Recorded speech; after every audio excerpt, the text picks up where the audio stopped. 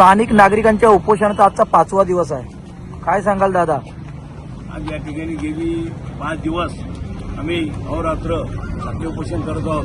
साखळी करत असताना या ठिकाणी आमच्या ज्या मागण्या आहेत त्या मागण्या आम्ही शासनाकडे पाठपुरावा केलेला आहे, पण अद्यापर्यंत कोणी त्या मागण्यांचा पाठपुरावा केलाच नाही.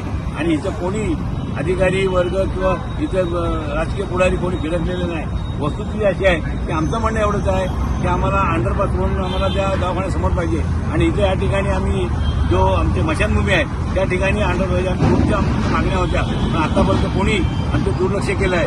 आमचं असं म्हणणं आहे की आता या 2 दिवसामध्ये 5,000ची मॉप घेऊन आम्ही रस्त्यावर उतरणार आहोत. आणि दुसरी गोष्ट की मुंबई हवे आणि कोकण गोवा हवे दोन्ही रस्ते आम्ही जाम करणार आहोत. कायदा सुव्यवस्था बिघडली तर पूर्णपणे शासन त्याला जबाबदार राहील. साखळी उपोषणाचा आजचा 5वा दिवस आहे. स्थानिक नागरिक म्हणून तुमची काय प्रतिक्रिया आहे? काय महाराष्ट्र 5 दिवस झाले आज आमच्या स्थानिक सर्व नागरिक साखळी उपोषणाचा आजचा 5वा दिवस आहे.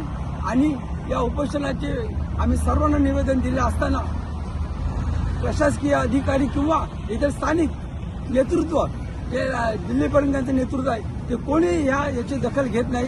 त्याच्यामुळं स्थानिक नागरिकांचा उद्रेक झाला आहे. आणि 2 दिवसात जर काय उद्रेकाला जर लोकांनी प्रतिनिधी आले नाही प्रतिनिधी इतर तर आम्ही दादांनी सांगितल्याप्रमाणे आम्ही मुंबई गोवा महामार्ग रस्त्यावर उभं करणारच. आणि येथील नागरिक चिडलेले आहेत आणि कुठल्याही प्रकारचं आत्मदहन करू शकतात.